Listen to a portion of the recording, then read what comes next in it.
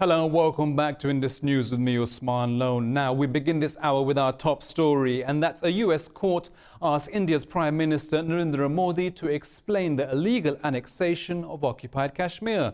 The Houston District Court sought a response from Modi over human rights violations inside Kashmir. The court acted on a complaint filed by the Kashmir Khalistan Referendum Front. It says the revocation of occupied Kashmir's special status violated international law. The front also nominated India's Interior Minister Amit Shah as the state official responsible for the illegal actions. Meanwhile, 6 professors from India's top science institutions have appealed to the government to end the occupied valley's lockdown. In an open letter, they demanded the release of all Kashmiri prisoners arrested on charges of sedition. Azad Jammu and Kashmir President Masood Khan says the world has recognized the ongoing crisis in Indian-occupied Kashmir. Speaking at the Kashmir Youth Convention in Islamabad, Masood said that India's lockdown cannot suppress the voice of Kashmiris. More in this report. Speaking at the Kashmir Youth Convention in Islamabad, Masood Khan said India's lockdown cannot suppress the voice of the Kashmiris. Criticizing the illegal annexation of occupied Kashmir, he paid rich tribute to the brave Kashmiris for standing up to Indian oppression. Kashmir will become a graveyard of over 900,000 Indian occupation forces. We have fought here and will continue to fight. We will win our freedom. No power can deprive us of our rights. Speaking at the convention, Mishal Malik, wife of detained Kashmiri leader Yasin Malik, said Kashmiri youth are guarding freedom movement. And little girls, teenagers, 12, 13, 14-year-old girls in uniform with their bags, they come out on the roads and they protest, which has never ever happened in the world's history. That little kids have now taken the command because our entire leadership, as you know, it's locked up. Chaudhry Faisal Mushtaq, the head of TMUC and organizer of the convention, said it was important to sensitize young students about the freedom struggle in Kashmir. The state or the statecraft alone cannot fight narratives and notions. So it's important that we prepare our younger generation to be a champion, advocate and an ambassador of the Kashmir cause. The convention was attended by more than 2,200 young students and people from all walks of life. An IED explosion kills an army officer and a soldier near the Pakistan-Afghanistan border. The Pakistan Army says Major Adil Shahid and soldier Faraz Hussain fell victim to the device planted by terrorists from across the border. It said a squad led by the officer was supervising fencing in an area critical for cross-border infiltration. Pakistan and Afghanistan share a border spanning over 2,200 kilometers. Pakistan has already fenced over 900 kilometers of the Afghan border to prevent further movement of terrorists. A BBC report says Indian authorities have moved hundreds of detained Kashmiris to jails elsewhere around the country. 80 of them are being held in Agra, some 700 kilometers away from their home. The report says the jailed Kashmiris are not even allowed to meet their families. India has detained thousands of Kashmiris since it stripped the region of its autonomy on the 5th of August. Meanwhile, India's lockdown of the occupied valley has entered its 47th day. Mobile phone networks, landlines and the internet are still cut off, while occupation forces continue to arrest people. Well, staying with India, and the Supreme Court has ordered a probe into complaints about illegal arrests of minors by occupation forces in Kashmir. The court assigned the inquiry to Jammu and Kashmir's High Court's Juvenile Justice Committee. The court was responding to a petition filed by child rights activists Anakshi Gangule and Shanta Sinha. The petition says Indian occupation forces are arresting children as young as 10 years old. A 3-judge bench rejected the Solicitor General's plea to drop the petition. Solicitor General Tushar Mehta had warned the court that the inquiry would have widespread repercussions.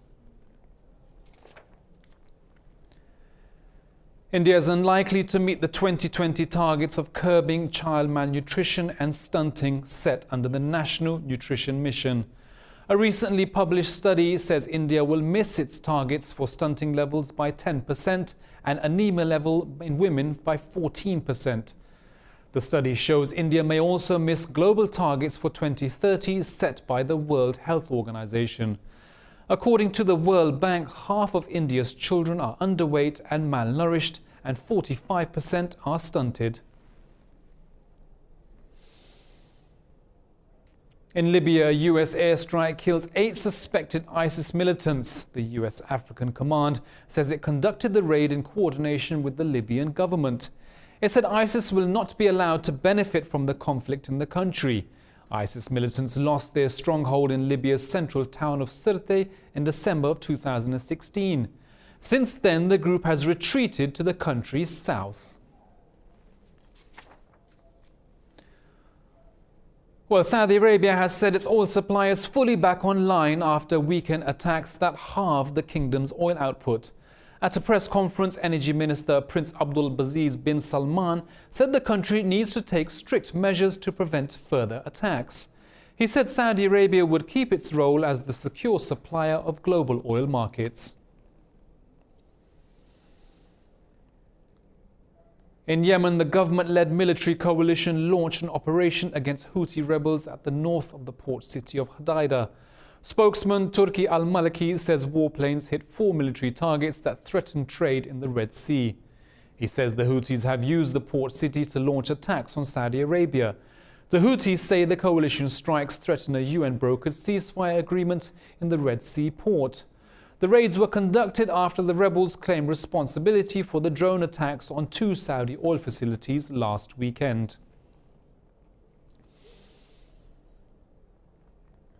Afghanistan President Ashraf Ghani says he will introduce measures to prevent civilian casualties in the war against militants. He was addressing an election rally in Jalalabad a day after 30 civilians were killed in a US drone strike in Nangarhar province. Ghani said his government took steps to stop night raids and attacks hitting innocent people. But a member of the Nangarhar Provincial Council said Ghani's condemnation of the attack is not enough. He said the president should bring perpetrators of civilians' killings to justice. According to the United Nations, over 3,500 civilians have been killed or wounded in the first half of this year alone. Well, Britain's Brexit negotiator Stephen Barclay says a withdrawal deal with the European Union is still possible. After meeting the EU's top negotiator Michel Barnier in Brussels, Barclay said the talks are moving in the right direction. He said the EU members want to avoid Britain's no-deal exit from the bloc. Barclay said the technical teams of both sides will meet again next week. Talks will continue next week between the technical teams, and it's important we deliver a deal because that is in the interests of the United Kingdom and indeed in the interests of the European Union as we move forward to a strong future relationship, which is where we all want to go. North Korea welcomes US President Donald Trump's suggestion for an unspecified new method for denuclearization talks. Pyongyang's chief nuclear negotiator Kim Myong-gil says the US should come up with a well-thought-out plan. He also praised Trump's decision to fire his national security advisor, John Bolton. The leaders of the two countries have met 3 times since June last year to discuss ways to resolve a crisis over North Korea's missile programs. Now, in other news, the EU says talks over a long-term transit of Russia's gas supplies through Ukraine to Europe have been constructive. Moscow and Kiev have agreed to meet again for forming an agreement before the current deal expires in January. More in this report.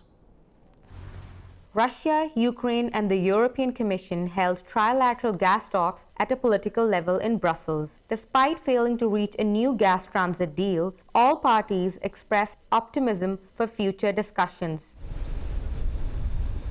I'm glad that we managed to create positive, working, constructive atmosphere between the ministers, Minister Novak and Minister Orgel. We agreed that they and the companies would also continue the discussion on bilateral levels. Moscow says the trilateral gas consultations turned out to be the most constructive in many years. In case Ukraine is unable to adopt these laws on gas unbundling in time, we are ready to work on the basis of the old contract, to propose to sign a temporary contract with Ukraine for the time needed to implement the EU law. Ukrainian Energy Minister Oleksiy Orzel said there is still a risk Russian gas deliveries could be interrupted. There is still a risk, but we are constructive and we are trying to do the needed work to sign the agreement on interconnection in accordance to European legislation and to sign the agreement on transportation. The tariff for this transportation depends on the volumes that will be transported through the Ukrainian infrastructure. Moscow is building direct pipelines to Europe to bypass Ukraine as its main gas route. Ukraine fears if Moscow stops gas supplies, parts of Kyiv will be left without gas in freezing winter. Well, don't go anywhere, as I'll be back with more news from around the world after this short break.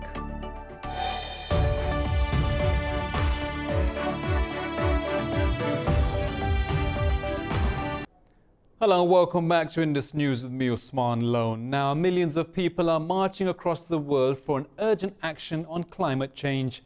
Thousands of school children skip their classes and workers down their tools to join the protests as part of a global climate strike day. 16-year-old Swedish climate activist Greta Thunberg is the face behind the rallies. More in this report.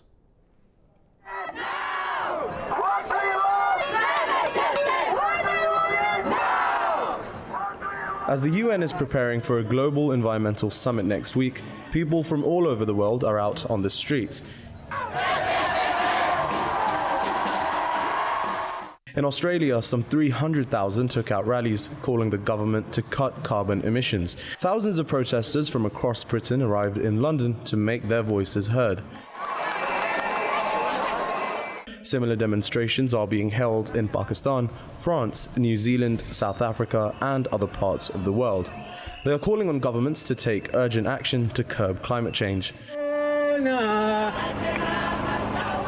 Climate justice is about ensuring that my children and my children's children and their children have a planet to live on that's healthy, and it means that we don't pollute every day. We stop throwing rubbish out of our motor cars and we start treating the planet as if it's a precious home. More than 30 nations have signed an Austria-sponsored appeal for greater action to fight climate change. Germany's governing parties also agreed a new €50 billion climate protection package. It includes curbs on carbon emission and more radical steps to save the environment. Environmentalists say the world leaders must take immediate action to limit the harmful effects of man-made climate change. As a property underwriter, I know the financial worth of climate change. When you talk about Nisna, when you talk about the Durban storms, when you talk about Cyclone Idai in Mozambique, it's not just the lives that are lost, but then the significant infrastructure that has been lost through climate change. And to be able to go forward, not just health-wise, economic-wise, we need to make sure that we take care of our planet. More demonstrations are planned in New York when the UN will hold a conference on global warming. Swedish activist Greta Thunberg will lead the march to the UN headquarters next week.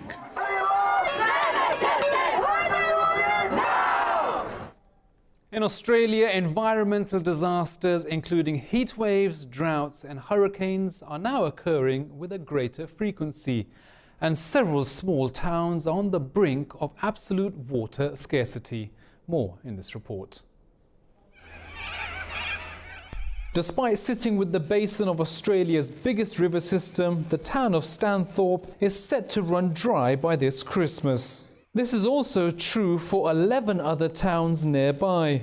Australia now has no choice but to truck in water at a monthly cost of $690,000. When you get to this level of, I suppose, despair is a big word, but sometimes that's how you feel. Sometimes I just sit and cry.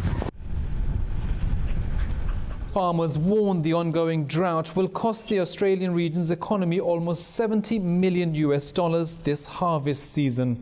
This has already had a domino effect on the economy, with several small businesses on the brink of shutting down in the 12 affected towns.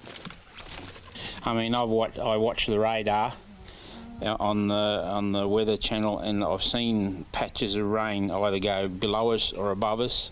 I've then seen big patches head straight for us, and I think beauty, it's going to hit us, but it just splits before us, you know, so we just have to wait and see.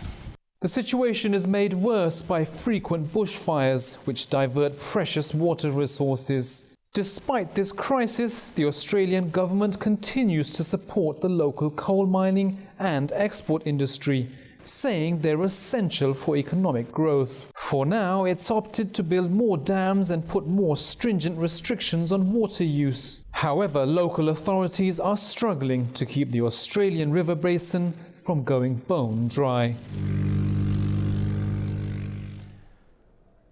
Well, 28 people have been killed in the Democratic Republic of Congo in the past 2 days. A UN statement says assailants attacked displacement camps and villages across northeastern Ituri province. The victims were fleeing a resurgence of ethnic clashes between farming and herding communities. Since early June, violence has killed over 200 people and displaced another 300,000.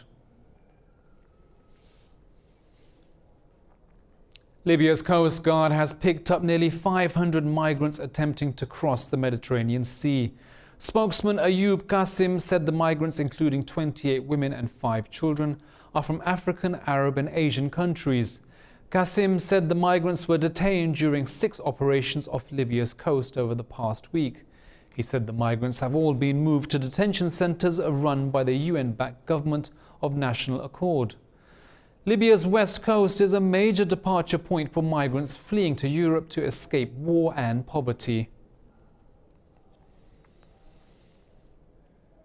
In the US, 2 people have been killed as tropical storm Imelda dumped torrential rains over the area of Houston. Imelda made landfall as a tropical storm near Freeport in Texas. Rescue teams and boats pulled hundreds from flooded cars as some of Houston's main roadways were flooded. Parts of Interstate 10, a major east-west highway, were closed near Winnie Town. The George Bush Intercontinental Airport temporarily halted flights and tens of thousands of people lost power. In Cambodia, 11 people have been killed in the last 10 days due to severe flash flooding. Thousands of families were evacuated across 14 provinces.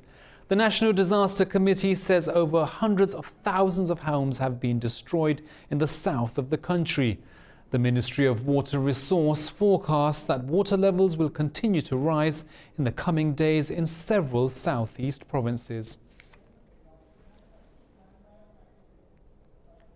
In Bolivia, water resources are running dry in La Paz, the world's highest city. Locals are trying to find new ways to tackle the situation. More in this report. As global temperatures rise, glaciers all over the world are melting into the sea, wasting precious freshwater resources. And South America is no different. The same is true for La Paz in Bolivia. As the Andean glaciers melt, locals are left facing a severe drought, with mismanagement making things worse. Now the sky-high city's 2.7 million citizens are finding new ways to get by. Water levels are already dropping. I mean, in the mountains, the snow is thawing. There isn't much left. The warming is affecting our country, mostly in La Paz. And because of these cases of water crisis that we lived through, that is why I take care of the water for the next generations. The local population are using washhouses for laundry, storing and recycling the rainwater. When we shower here at home, we recycle and use it also to try to not use up the potable water. Patricia Urqueta, an urban planning specialist, says no public policy to raise awareness about water scarcity has been initiated. This despite the fact that reports show La Paz could soon end up dry as a bone. The weather is changing. It is not like it was before. We used to wait for, let's say, spring and then the rainy season. Now it is happening already. In winter it rains as well. And sometimes in the rainy season it is hot. We are all subject to this. The Bolivian government has spent $64.7 million to construct 4 water reservoirs and supply systems from the lagoons of the surrounding Andean highlands. UNESCO warns climate change could cause the loss of 95% of Bolivia's permafrost by the year 2050. By 2099, this figure could rise to 99%. Birds are disappearing at an alarming rate in the United States and Canada. There's been a 29% population drop since 1970 and a net loss of about 2.9 billion birds. More in this report. Environmental degradation has caused drastic habitat loss, especially for birds. The intensification of agriculture and land use changes are placing pressure on bird populations. Each of the 12 bird families have lost more than 50 million individuals in the US and Canada. What we found was staggering, it was depressing, that there was a decline in over 29% of birds, 3 billion birds lost over those 50 years. While climate change was not the major driver of the population plunge, it is likely to exacerbate threats to bird populations in the future, researchers said. They said the extinction of the passenger pigeon in the early 20th century shows that even abundant species can go extinct rapidly. The good news is that nature is resilient once given a chance. So if we as humans act on this, if we start to really value nature, value birds, put policies into place that are going to protect these animals that we share in our common home, that these birds will respond. They'll respond rapidly. In 5 or 10 years, we could easily see some of these species starting to increase. It can happen that fast. However, banning the pesticide DDT has allowed for the resurgence of raptor populations, including the bald eagle. So there might be a solution to this endemic after all.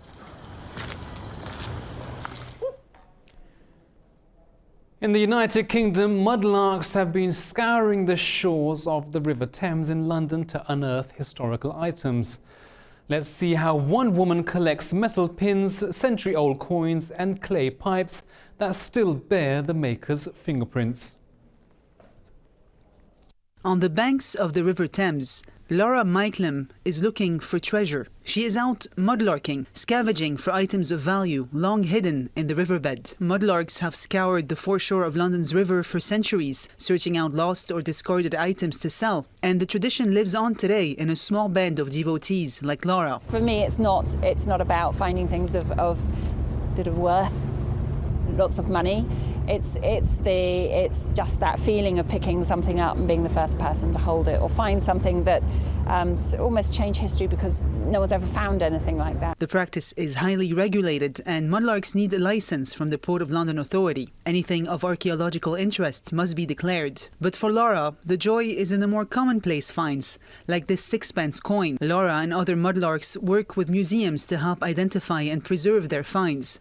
Some are on display at this exhibition at the Museum of London Docklands. Its aim to reveal the secrets of London's historic waterways. The Thames is the city's longest archaeological site, but it is vulnerable, it is fragile, and the mudlarks do excellent work at recording and helping to save that information. Many of the rivers, streams and brooks that cut through London have been built over and lost, but the Thames remains at its heart. Its tidal waters still leave evidence of centuries of life, work and death on the shore, sparking the interest of many determined to uncover the secrets it still holds. Now, a controversial exhibition of the Third Reich's designs is being held in the Netherlands.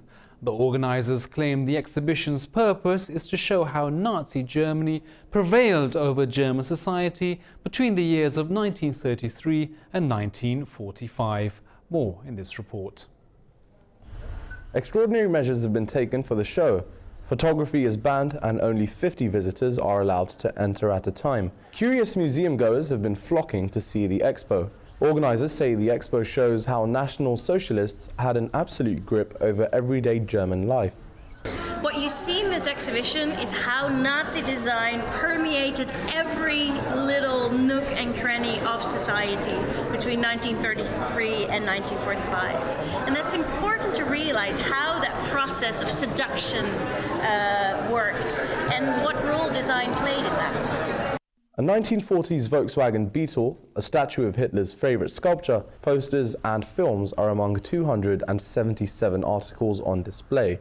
The exhibition shows that brutal terror can be disguised in strong, powerful symbols and designs. There must be space for such an exhibition in the world of today, because it has a very powerful message that terror can be in a beautiful disguise. The exhibition covers 2 floors and runs till the 19th of January 2020. Well, I'll be back with news from the world of business and sports after this break.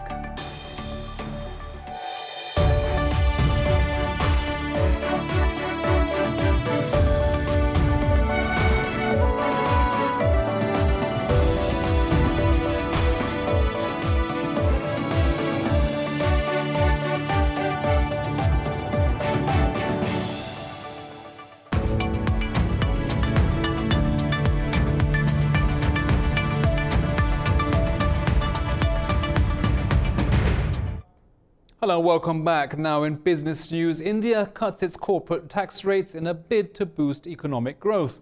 Finance Minister Nirmala Sitharaman said the duties will be lowered to 22% from 30%.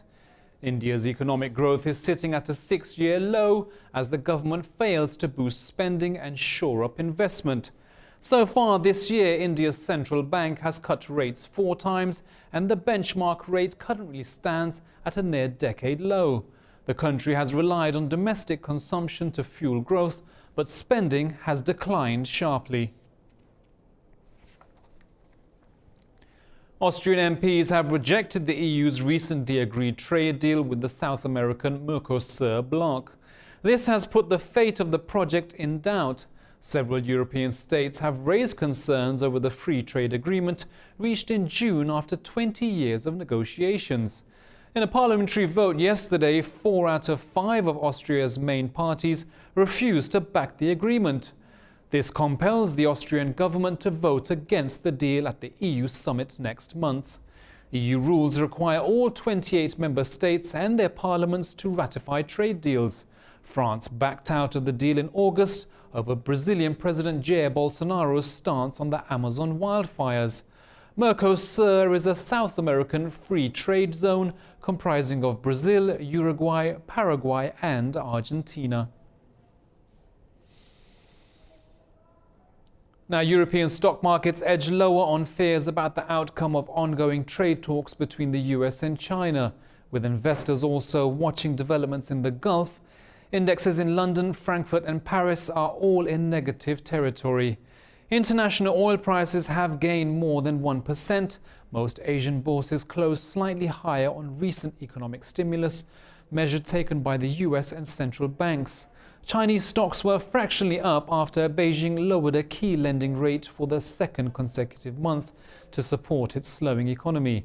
Japan's Nikkei 225 index gained marginally to close near a year high.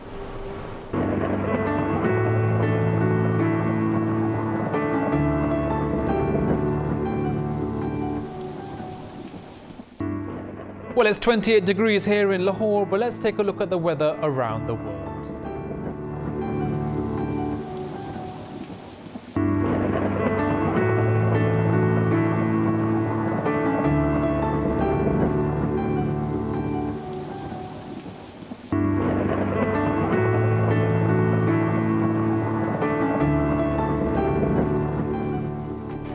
Well, that's all from me and the team here in Lahore, but we'll be back at the top of the hour with the headlines. Bye-bye.